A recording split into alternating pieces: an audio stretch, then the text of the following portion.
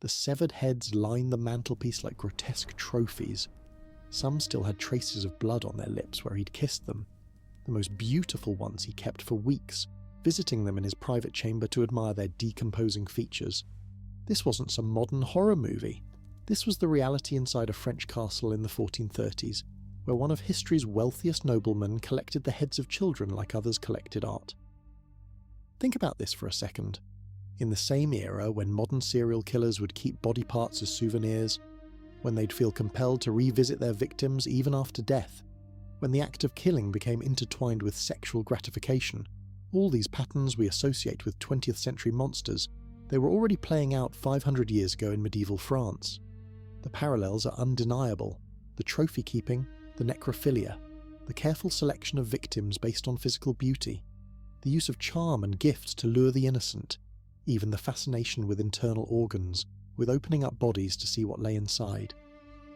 But here's where it gets even more disturbing. This man wasn't hiding in the shadows. He was one of the most celebrated war heroes in France, a Marshal of France who'd fought alongside Joan of Arc herself, the richest nobleman in the country, someone who commanded armies and built chapels, and for 8 years, while peasant children kept disappearing around his castles, nobody could touch him. What you're about to discover will challenge everything you thought you knew about medieval justice, about how power protected monsters, and about one of the most controversial executions in history. Because when Gilles de Rais finally stood on that scaffold in October 1440, he wasn't just another criminal meeting his end. He was about to become the centre of a mystery that historians still argue about today. Let me take you back to where this nightmare began. Picture northwestern France in 1404. A boy is born into unimaginable privilege. His family owns more land than some entire kingdoms. Castles dot the countryside bearing his family's coat of arms. This is Gilles de Montmorency-Laval, who would later be known as Gilles de Rais, named after the barony he would inherit. Now, you'd think being born into such wealth would guarantee a golden childhood. But tragedy struck early and hard. When Gilles was just 11 years old, he likely watched his father die in a hunting accident. Not a clean death either. Guy de Laval was gored by a wild boar, a brutal end that the young boy may have witnessed firsthand. His mother died shortly after, leaving him orphaned before he could even properly wield a sword. The boy fell into the care of his maternal grandfather, Jean de Craon. And this is where the story takes its first dark turn. Because Jean de Craon wasn't interested in raising a noble, educated young man. He was interested in power, in wealth, and using his grandson as a tool for his own ambitions. Later, at his trial, Gilles would blame everything on this man, on the laxity of his upbringing, on being allowed to indulge every illicit act from childhood. But wait until you hear what kind of man this grandfather was shaping. Jean de Craon taught his grandson the art of violence early, not just swordplay or military tactics, though Gilles excelled at both.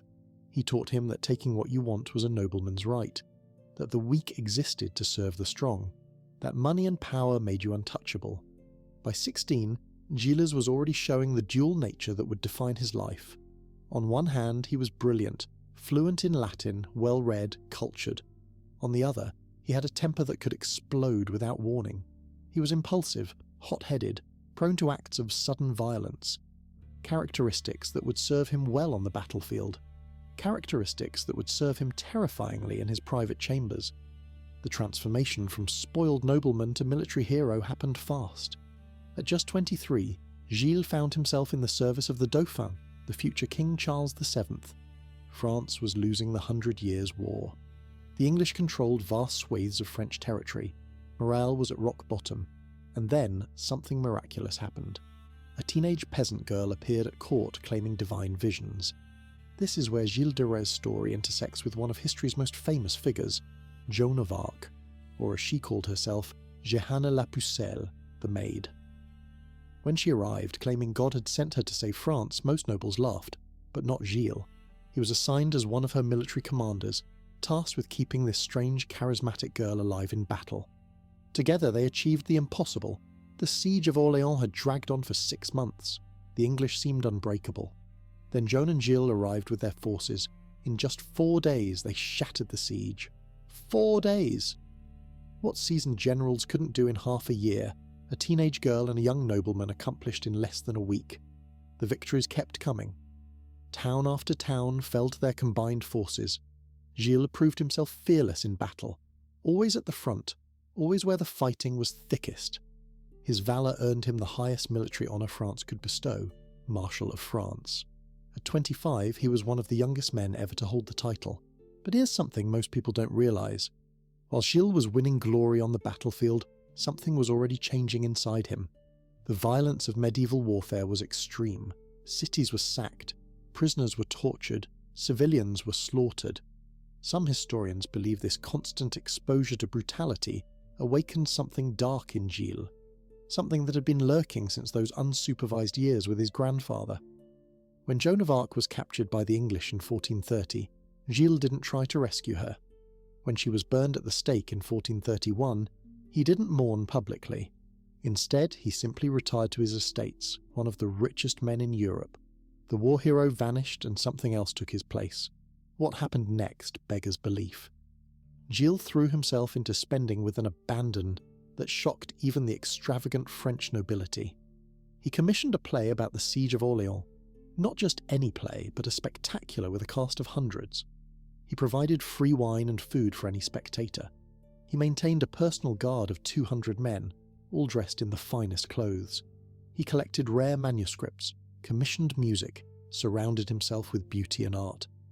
But it was the chapel that really raised eyebrows. In 1433, Gilles built the Chapel of the Holy Innocents. He personally selected the choir, all young boys with beautiful voices. The irony of that name wouldn't become clear until his trial.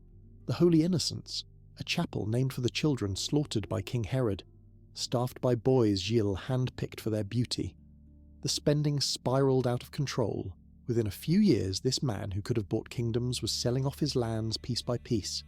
His family watched in horror as castle after castle was sold to pay for his lifestyle.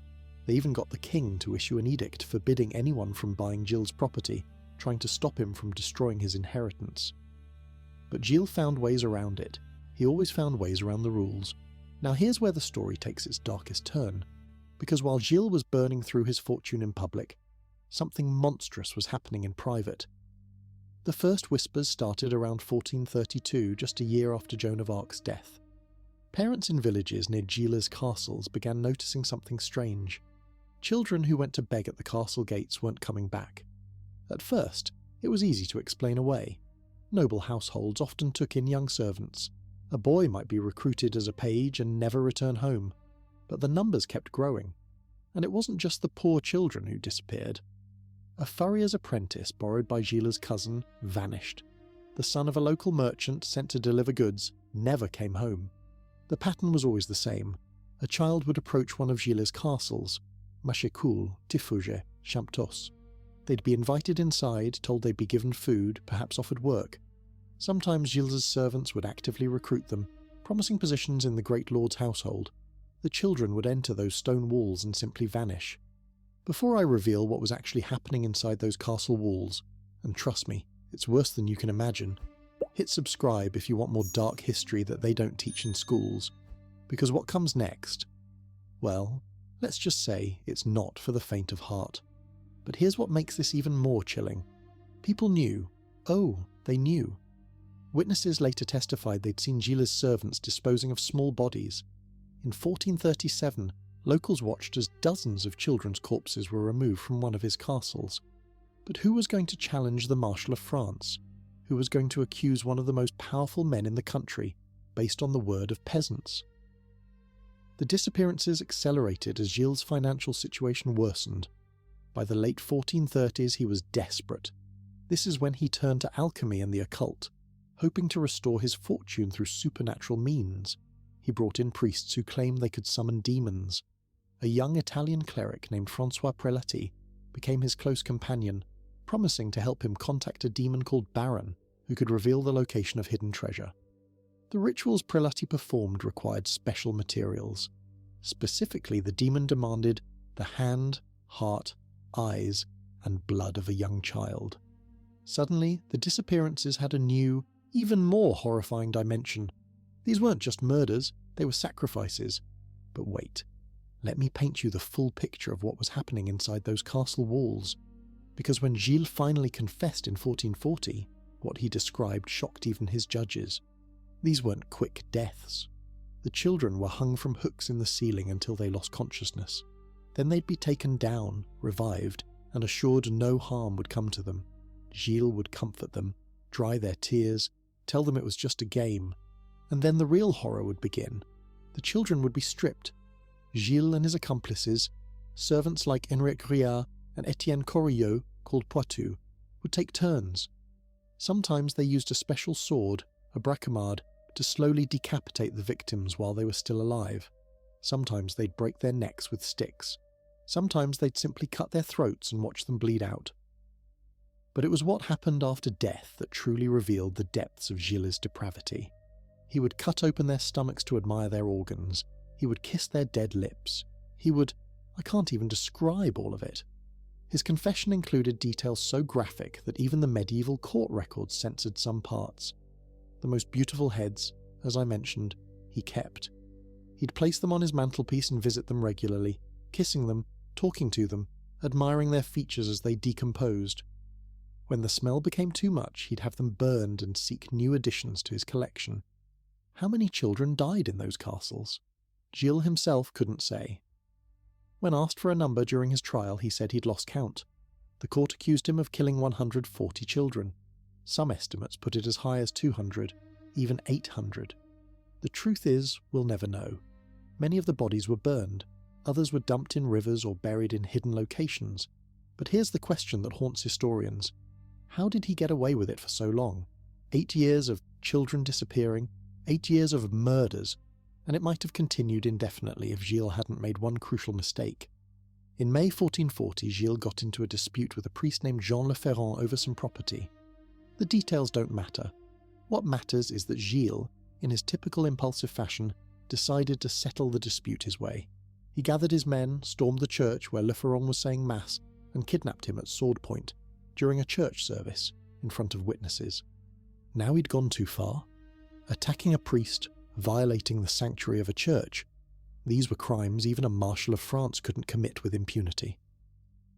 The Bishop of Nantes finally had the excuse he needed to move against Gilles, but even then they didn't arrest him for murder. The initial charges were about the assault on the priest and heresy. The Duke of Brittany sent an armed force to arrest Gilles at his castle of Machecoul in September 1440. Here's what's remarkable. Gilles surrendered without a fight. This man, who commanded 200 soldiers, who could have held out in his castle for months, simply handed over his sword.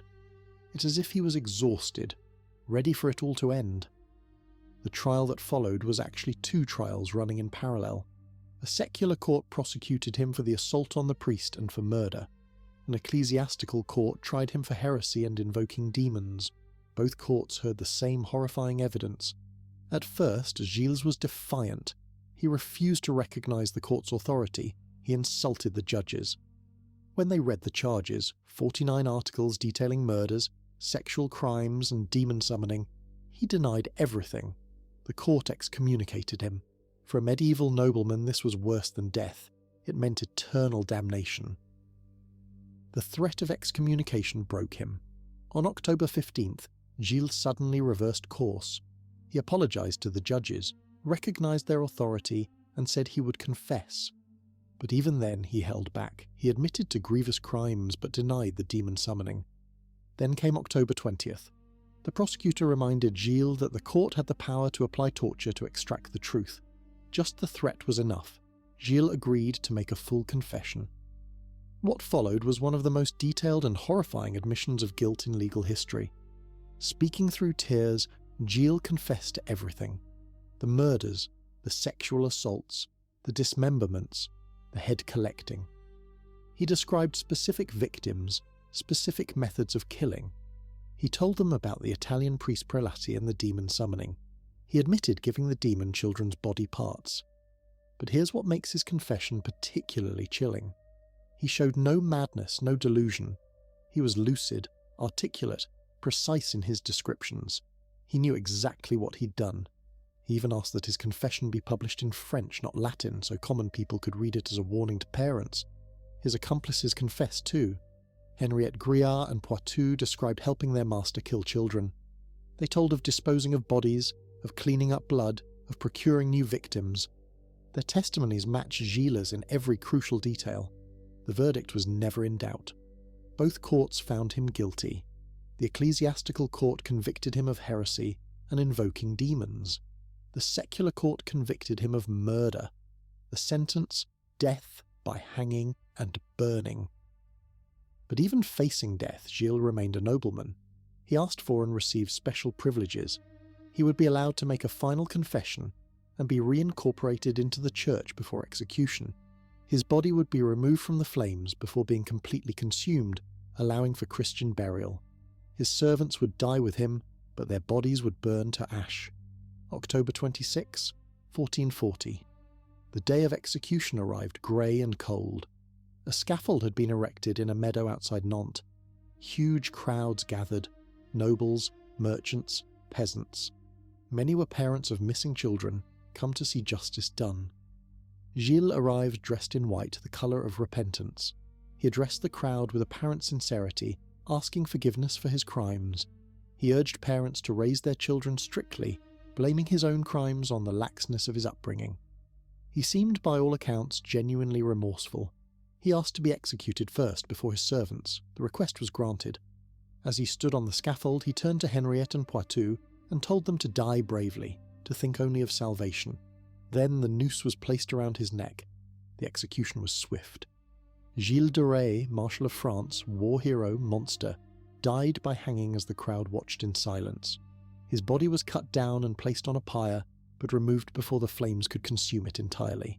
He was buried in the church of the monastery of Notre-Dame de Carme in Nantes, as he'd requested. His servants died next, but their bodies were left to burn completely, their ashes scattered to the wind. The crowd dispersed slowly, many weeping. Whether from relief, horror, or sympathy, the chronicles don't say. But here's where the story takes one final twist, because in the centuries since that October day, historians have begun to question, was Gilles de Rais actually guilty? Think about the evidence. No bodies were ever found in his castles during the investigation. The only physical evidence came from testimony about events years in the past. His confession came only after threat of torture and excommunication. And who benefited from his death? The Duke of Brittany, who prosecuted him, inherited all his lands. The Bishop of Nantes gained significant political power. In 1992, a French court actually held a retrial of Gilles de Rais. Examining all the evidence with modern eyes, they found him not guilty. They pointed to the financial motives of his accusers, the lack of physical evidence, the fact that confessions under threat of torture were worthless. Some historians now argue Gilles was the victim of a political conspiracy, that the charges were fabricated to seize his wealth and remove a powerful nobleman who'd become inconvenient. They point out that charges of child murder and demon summoning were common accusations against political enemies in medieval times. But others remain convinced of his guilt. They argue that the detailed confessions, matching testimonies from multiple accomplices, and widespread rumours all point to real crimes. Would multiple servants independently fabricate the same horrific details? Would hundreds of parents independently claim their children vanished at Gilles' castles? The truth is, we'll never know for certain. Medieval justice was brutal, unfair, often corrupt. Torture could make anyone confess to anything. Powerful people routinely destroyed their enemies with false accusations. But sometimes, just sometimes, the guilty were actually guilty. What we do know is this. Whether Gilles de Rais was a child-murdering monster or a victim of medieval injustice, his story reveals the dark heart of an era where power made you untouchable until it didn't, where children could vanish without investigation if they were poor enough, where the threat of torture was justice and confession under duress was truth. The execution of Gilles de Rais marked the end of one of history's most controversial figures, war hero or war criminal, patron of the arts or predatory monster, victim of conspiracy or France's first serial killer. The questions remain unanswered, the truth buried with those children who vanished into castle walls and never returned. But perhaps the real horror isn't whether Gilles was guilty, it's that in medieval France someone could kill hundreds of children for 8 years before anyone in power cared enough to stop them. It's that poverty made you disposable, that noble birth made you untouchable, that justice depended not on truth, but on who had the most to gain from your death. When those flames rose around the scaffolds that October day, they consumed more than just 3 men. They consumed evidence, truth, and perhaps hundreds of young lives whose stories we'll never know. The parents who gathered to watch had no doubts. They'd come for their children, for closure, for the sight of the monster who'd stolen their babies meeting his end. In the end, whether Gilles de Rais died a guilty man or an innocent one, his execution stands as a reminder. Power corrupts, wealth protects. And sometimes the monsters we fear most aren't hiding in the shadows, they're standing in the light, building chapels, commanding armies, and collecting the heads of children like works of art. The castle walls that once echoed with children's screams have long since crumbled. The chapels built by blood money have fallen to ruin. But the questions remain, haunting historians and fascinating us still. Because in Gilles de Rais we see not just a medieval monster, but a mirror of our darkest capabilities. The war hero and the child killer, the patron of arts and the collector of heads, the repentant sinner and the unrepentant predator. All of them were real, all of them died on that scaffold, and all of them remind us that the most terrifying monsters in history were human, all too human, hidden behind titles and wealth, until the day justice, or political convenience, finally caught up with them. What do you think? Was Gilles de Rais guilty of these horrific crimes, or was he framed by those who wanted his wealth and power? Drop your thoughts in the comments below, and if this dark chapter of history fascinated you, make sure you're subscribed. I've got an entire series uncovering the twisted tales that your history teachers never told you about.